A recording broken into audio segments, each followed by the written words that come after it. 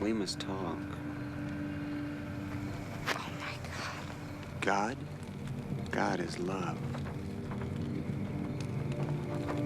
I don't love you. I can't do this. I can lay you out and fill your mouth with your mother's feces. Or we can talk.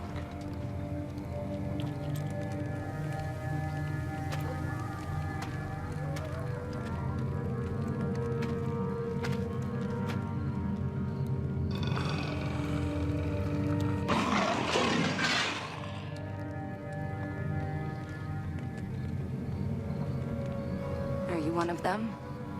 Them. Are you an angel? I am the first angel, loved once above all others. A perfect love. But like all true love, one day it withered on the vine.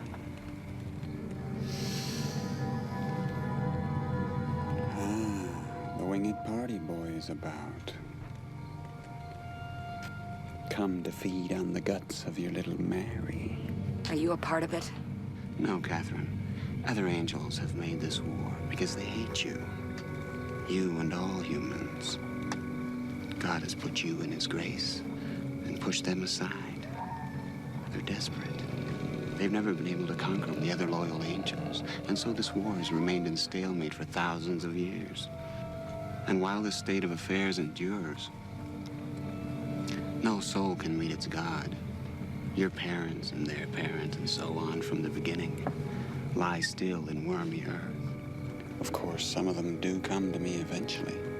For while heaven may be closed, I am always open, even on Christmas.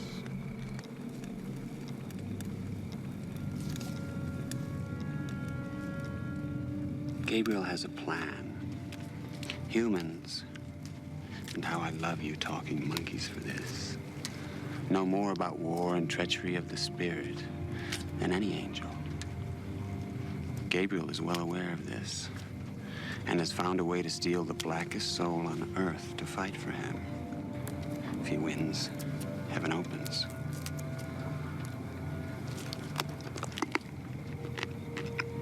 I know that this new heaven will just be another hell.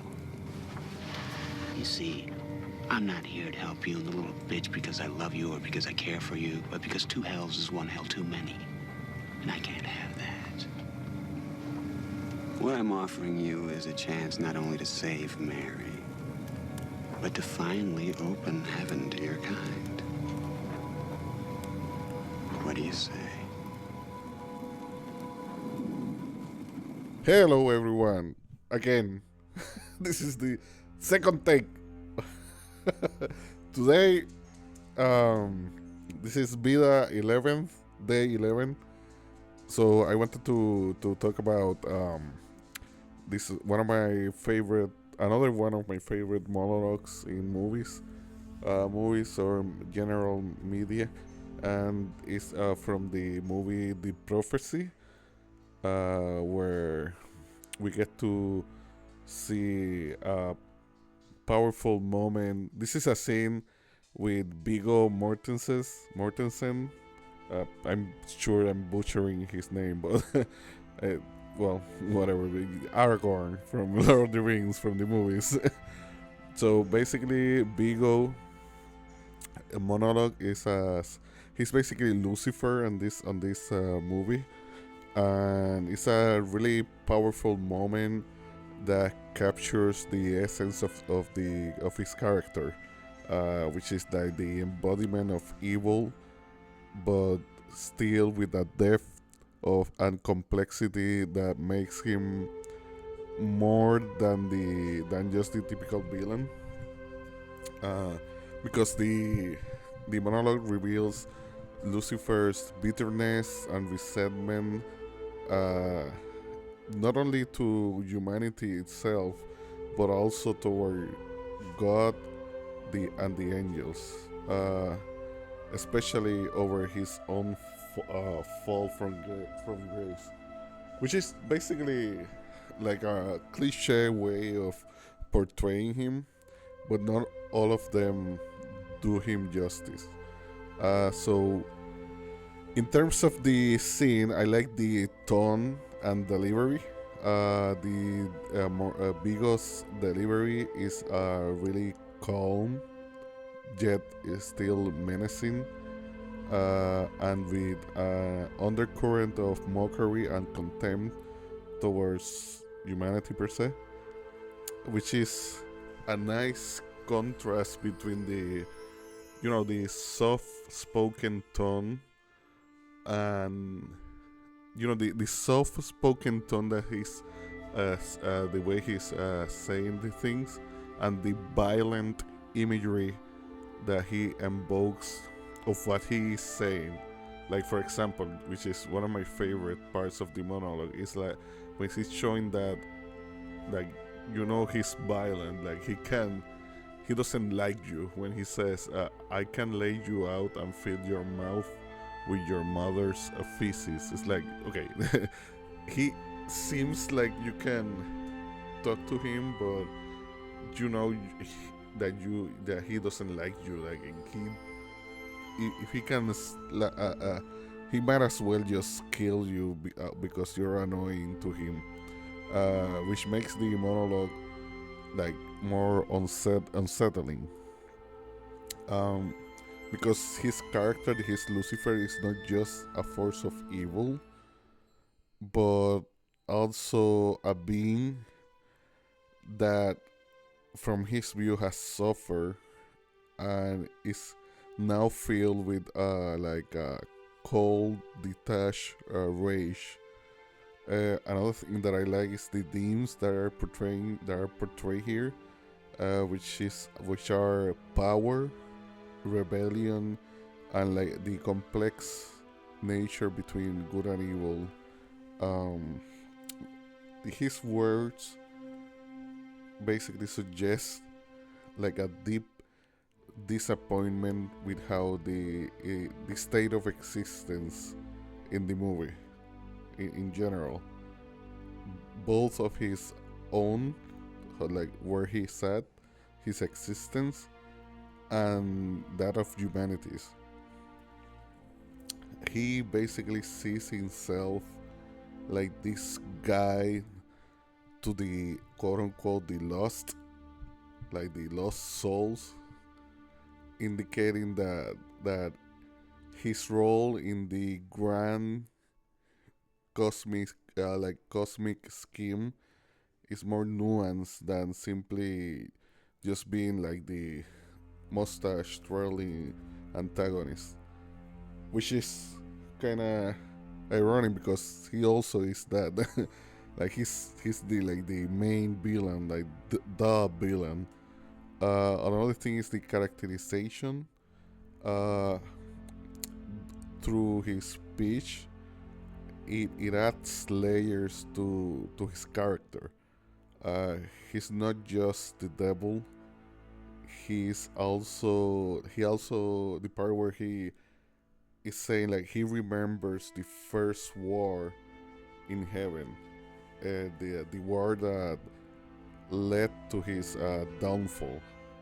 So he's referencing this past, which gives him a tragic, almost sympathetic, like dimension to the character, because it hints at, for him, it hints to the viewer, to the reader, whatever, to the viewer. Sorry, it hints at pain and loss that helped shape him into what he is now. Like he's trying to be, basically, to be like, it's not my fault that I'm like this, it's because it's the circumstances that led to this.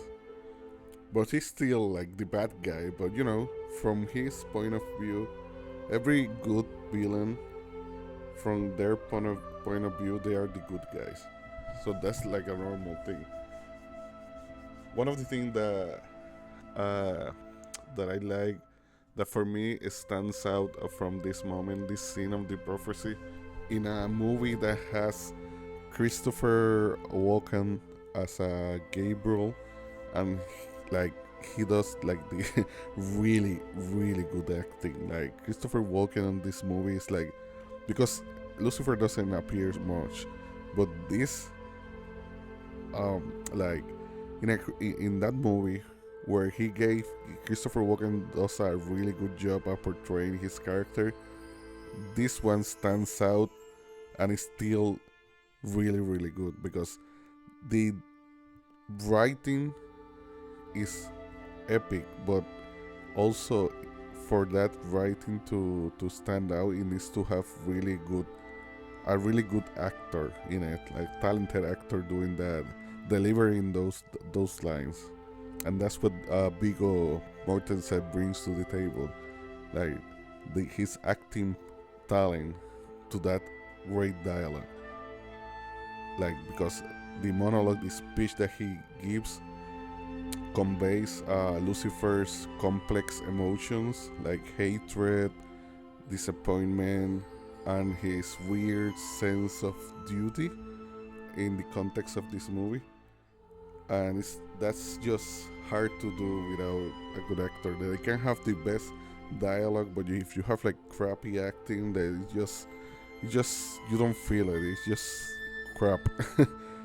um, at the end of the day, this portrayal by Vigo reminds the viewer of the character's power and the darkness that the character represents, but also through the dialogue, the sorrow and regret that he feels as a character from his history.